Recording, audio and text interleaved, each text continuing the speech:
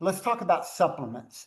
And I think I know where we're going to go on this one, but what are your thoughts on supplementation after age 60, and what are the ones that are most often necessary? I think you talked about some of them earlier, but uh, more specific. Yeah, actually, one that I didn't talk about that I think is more valuable for the population 60 and above.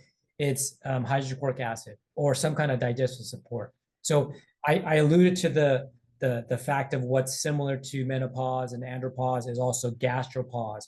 So that's where naturally the digestive processes, the enzymes, the acids, they decrease as we get older. And then what compounds that is that the more stress you have, the more you're put into fight or flight, and you're put less into rest and digest. So that's why I get people to try to keep more on the parasympathetic side of the nervous system to get more rest and digest into the system. So, but one of the things that I find is that most people are deficient in hydrochloric acid in their stomach. So, although, and you have to be careful if you do have a history of ulcers or reflux, those kinds of things, and you have to consult with someone. But I would say enzymes, acids are probably something that are really important because not only do they help protect your digestive system from parasites and overgrowth. But remember, the acid is a kickstarter for protein digestion. Right.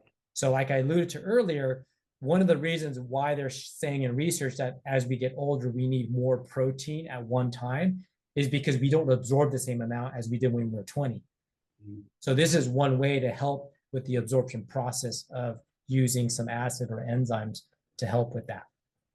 And then I would say, hands down, the fish oil supplements are really, really important. And I know, some people they say, well, I'm only going to get it from fish or whole food, and that's fine. I say people that's fine, but I tell people, look, then you need to eat 2 servings of salmon, sardines, herring, or mackerel every day in order to get the right amount of omega 3s.